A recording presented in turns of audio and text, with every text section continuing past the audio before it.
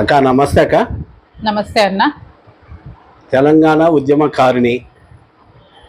ఉద్యమకారిణిగానేనా అంతకుముందు మీకు ఉద్యమాలతో ఏమైనా పరిచయాలు ఉన్నాయాక?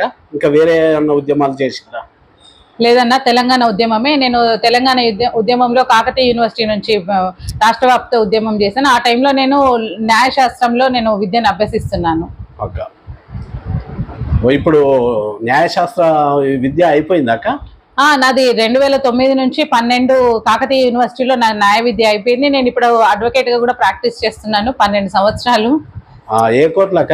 నేను హైకోర్టు రంగారెడ్డి వెళ్తా ఉంటాను. కాకపోతే ఎంతసేపు నేను అన్యాయమైన వాళ్ళ పక్షాన ఉంటూ రోడ్డు మీద వండుకుంటూ సమస్యలు తీర్చుకుంటూ ఉద్యమకారులకు న్యాయం జరగాలి, బడుగు బలహీనలు అన్యాయం అవ్వద్దని చెప్పి ఎప్పుడు 24 గంటలు ప్రజాసేవ అంటూనే తిరుగుతూనే ఉంటాను. మిత్రులారా, ఎస్బిఎన్ కేస్ న్యూస్ ఛానల్ సబ్స్క్రైబర్స్కు ఈరోజు మనము ఒక అక్క ఇంటికి వచ్చాము ఇంటర్వ్యూ కోసం. ఈ అక్క తెలంగాణ ఉద్యమంలో కాకతీయ యూనివర్సిటీ నుంచి ఉద్యమకారిణిగా ఎదుగుతూ కాకతీయలోనే లా పూర్తి చేసుకొని నేడు లాయర్గా ప్రాక్టీస్ చేస్తున్నది.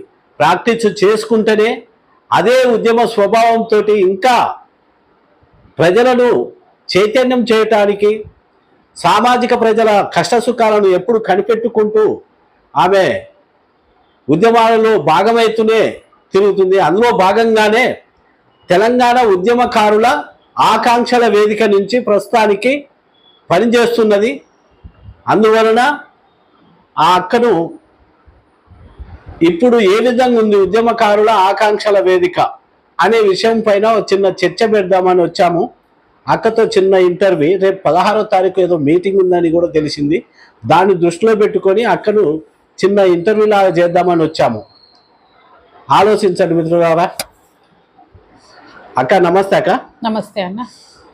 అక్క, ఒక తెలంగాణ ఉద్యమకారిణిగా నువ్వు చేసిన పోరాటాలలో తెలంగాణ అందరితో సమానంగా నువ్వు చేసిన పోరాటాలలో తెలంగాణ సాధించుకున్న తర్వాత మళ్ళా తెలంగాణ ఉద్యమకారుల ఫోరం ఎందుకు పెట్టవలసి వచ్చింది?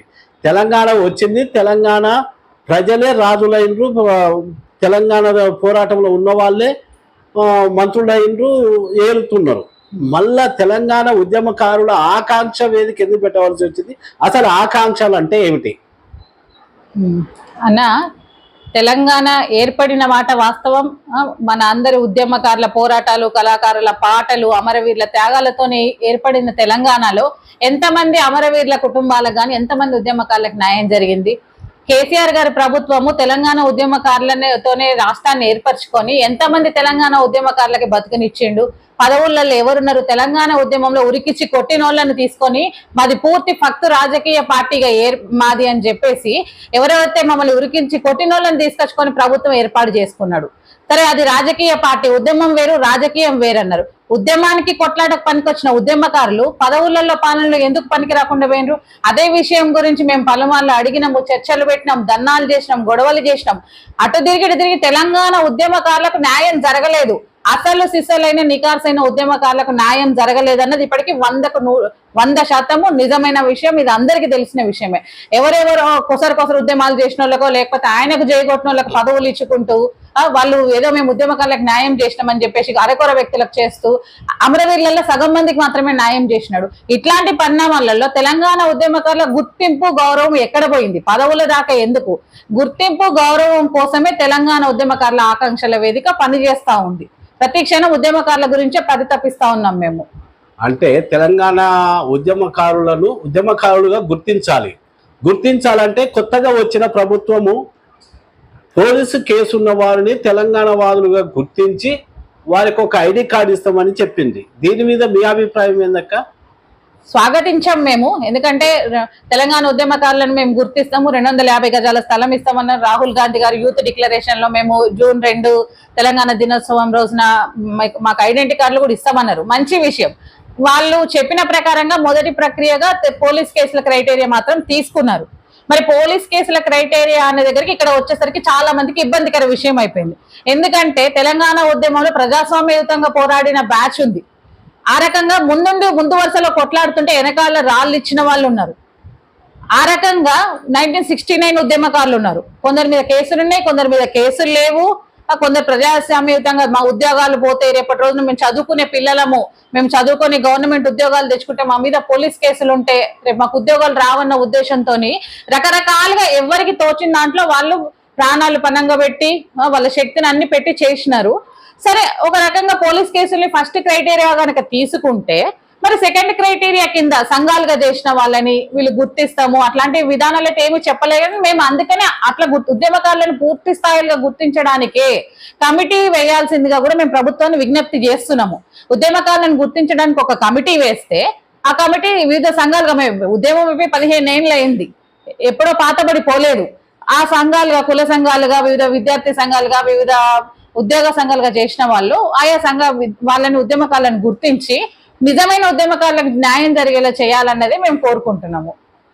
దానిలో భాగంగా ఇప్పుడు రేపు 16వ తారీఖు మీ కార్యకర్తలు మొత్తం సమీకరిస్తున్నట్టుగా మాకు తెలిసింది.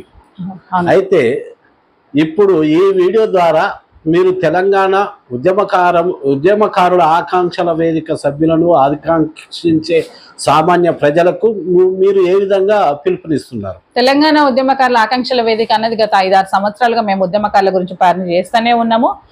ఈ సందర్భంలో రకరకాల ఫోరాలు కానీ వివిధ సంఘాలు కూడా ఏర్పడ్డవి.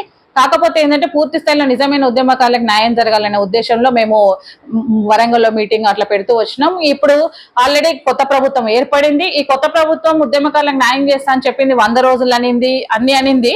కానీ ఏది ఏమైనప్పటికీ వాళ్ళన్న 100 రోజుల టైం దాటింది. ఇప్పుడు ఎలక్షన్స్ వచ్చినాయి.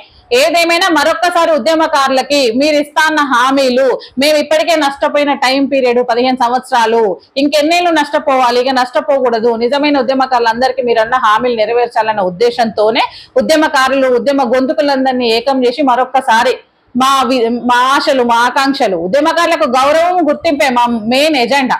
అది మేము చెప్పాలి, ప్రభుత్వానికి చేరవేయాలన్న ఉద్దేశంగా ఈ నెల 16వ తారీఖున ఒక రౌండ్ టేబుల్ సమావేశం లాగా పెట్టుకొని ఉద్యమకారులందరినీ ఏకం చేసి పెద్ద ఎత్తున మేము మీటింగ్ పెట్టి ఉద్యమ ఆకాంక్షల ప్రభుత్వానికి తెలియజేసి ఉద్యమకారులందరికీ న్యాయం చేయాలన్న ఆశతోనే మేము ఈ నెల 16వ తారీఖు బాగలింగంపల్లి కేంద్ర కార్యాలయంలో మేము ఒక మీటింగ్ అరేంజ్ చేయాలని నిర్ణయించుకున్నాము. అయితే ఇంకో చిన్న విషయం అక్క, ఈ ఎన్నికల టైంలో ఉద్యమకారులను మొత్తం మీరు కమిటీ చేస్తున్నారు. ఈ కమిటీ చేసిన క్రమంలో తెలంగాణ ఉద్యమకారులకైతేంది, తెలంగాణ ప్రజలకైతేంది, తెలంగాణ ఆకాంక్షల వేదిక నుంచి రేపు జరగబోయే ఎన్నికలలో ఎలాంటి సలహాలు ఇస్తారు, ఎలాంటి సూచనలు ఇస్తారు ప్రజలకి? ప్రజలు అనే వాళ్ళేమో అంత తెలివి తక్కువలైతే కాదు. వాళ్ళకి ఎప్పుడు ఏం చేయాలో ప్రతిదీ తెలుసు. ఎందుకంటే నేనే అన్న కేసీఆర్ అంత పెద్ద వ్యవహరించి ఉద్యమ నేతనని చెప్పుకొని నియంతలా వ్యవహరించిన కేసీఆర్ గారిని ఇంటికి పంపించినారు. అట్లాంటి ఈ ప్రజలకు రేపు తారుమారు చేస్తే ఎవరినైనా ఇది చేస్తారు. ఆలోచించి ఓటేయండి, మన భవిష్యత్తు మారుతుంది. మనకు రేపు మన ప్రజల ప్రతి ఒక్కరి ముఖ్య ఉద్దేశం ఏంటి? ఉచిత విద్య, వైద్యం అని అంటున్నారు. అది పేరుకే వినిపిస్తున్నారు. మళ్ళీ జనాభా ప్రాతిపదికన అత్యధికంగా ఉన్న బీసీలకు అత్యధిక ప్రాధాన్యత ఇవ్వాలంటున్నారు. చెప్పడానికి మాత్రం చెప్తున్నారు, మాయ మాటలు ప్రభుత్వాలు చెప్తూనే ఉన్నాయి. ఆలోచించి మన భవిష్యత్తుని 1000కి 2000కో మందుకో ఇంకేదానికో ఆశపడి ఓటు అమ్ముకోకుండా దయచేసి మీ ముందు భవిష్యత్తు ఇంకా ఎంతో ఉంది. టెక్నాలజీ పెరుగుతున్న ఈ కాలంలో మన ఓటుని ఇంకా మంచి వారికి వేసి మనకు న్యాయం చేస్తారన్న వాళ్ళకు వేసేసి మీరు గెలిపించుకోవాలి. కాకపోతే ఇప్పుడున్న రాజకీయాలు కూడా అంతే నీచంగా తయారైన అన్నది కూడా నిజమైన విషయమే. అది ఇంకొక తర్వాతి సబ్జెక్ట్. ఫస్ట్ ఉద్యమకారులుగా మాకు న్యాయం జరిగితేనే మేము ఇంకేదన్నా చేయగలుగుతామన్న ఆలోచన. అయితే ఒక చిన్న విషయం అక్క, మీరు స్టేట్ వైజ్ గా ఉద్యమకారులుగా మీరు అడగటంలో తప్పులేదు, మీరు కొట్లాడటంలో తప్పులేదు. భారతదేశంలో రేపు రాజ్యాంగాన్నే తీసేస్తామంటారు. ప్రజాస్వామ్యాన్ని బొందబెట్టి మనుధర్మాన్ని అమలు చేసే ఆలోచనతోటి గత 10 ఏళ్లకెళ్ళి పరిపాలిస్తున్న బీజేపీ ప్రభుత్వం బహిరంగంగానే చెప్తున్నది.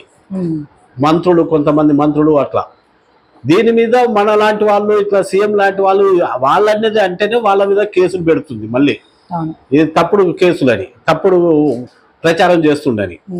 కాబట్టి ఉద్యమకారుల ఫోరం ఈ రాజ్యాంగం మనుధర్మ శాస్త్రం దేన్ని ఎక్కువగా గౌరవిస్తుంది, ఏది కావాలని కోరుకుంటుంది, ప్రజలకు ఏమి మీరు సూచనలు ఇవ్వగలరు? ఉద్యమకారుల ఆకాంక్షల వేదికే కావచ్చు, లేకపోతే సగటు ఉద్యమకారులే కావచ్చు, ఒక సగటు ఆడపిల్లగే కావచ్చు, ఒక తల్లిగా కావచ్చు, మనం మనుషులై పుట్టినందుకు మనుషుల్ని మనుషులుగా బతకనిచ్చే సమాజం కోరుకుంటాం. మనిషి, మానవత్వం, నీతి, నిజాయితీ అని చెప్పేసి. అంతేగాని ఇప్పుడు నిజాన్ని ఎన్నేళ్ళు వాళ్ళు బంధిస్తారు? కేసులు పెట్టినంత మాత్రం నిజం అబద్ధం అయిపోతుందా? ఎన్నో మంది వచ్చినారు, ఎంతెంతో మంది వచ్చి దేశాన్ని నాశనం చేయాలని చూస్తున్నారు. వీళ్ళు బీజేపీ అవలంబిస్తున్న విధానాల్లో అన్ని ప్రైవేటైజేషన్ చేస్తూ రిజర్వేషన్ల స్థానం ఎక్కడ? రైల్వేని ప్రైవేటైజేషన్ చేసేసింది, ఎల్ఐసిని అన్ని అమ్మేస్తున్నప్పుడు మనకు రిజర్వేషన్లు ఎక్కడుంటాయి? ప్రభుత్వ రంగ సంస్థలు అయితేనే వాళ్ళకు ఎస్సీలకు ఇంత రిజర్వేషన్, బీసీ ఇంత అని చెప్పి వాళ్ళు ఆ సీట్లు కొట్టుకోగలుగుతారు. అన్ని ప్రైవేటైజేషన్ చేసి దేశాన్ని నమ్మే పనిలో ఉన్నప్పుడు వాళ్ళు అన్నంత ఈజీ కాదు రాజ్యాంగాన్ని తీసేయడము. అంబేద్కర్ గారే చెప్పారు, ఆయా పరిస్థితులకు తగ్గట్టు ఆయా అనుకూలను బట్టి మీరు సవరణలు చేసుకోవచ్చు, రాజ్యాంగంలో అవసరమైన మార్పులు చేసుకోమన్నాడు. కానీ రాజ్యాంగాన్ని తీసే హక్కు కానీ అధికారం కానీ ఎవరికి లేదు. ఇప్పుడు అందరూ ఎడ్యుకేట్ అవుతున్నారు, తెలుసుకోగలుగుతున్నారు. వాళ్ళు చేస్తున్న ఏ పోకడలు కానీ చెల్లవని నేను అనుకుంటున్నా. పూర్తి స్థాయిగా మనుషుల్ని మనుషులుగా బతకనిచ్చే మానవతా విలువలకే మేము కట్టుబడి ఉంటాము. ఓకే అక్క, థ్యాంక్ యూ.